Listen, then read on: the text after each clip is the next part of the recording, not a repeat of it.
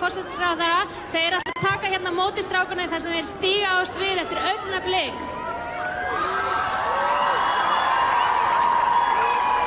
Herra Ólafur Ragnar Grímsson, Sigurður Ingi Jóhannsson, forsætisráðherra, velkomnir.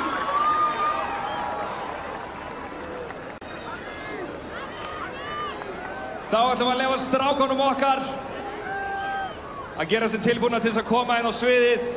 Eru þið til?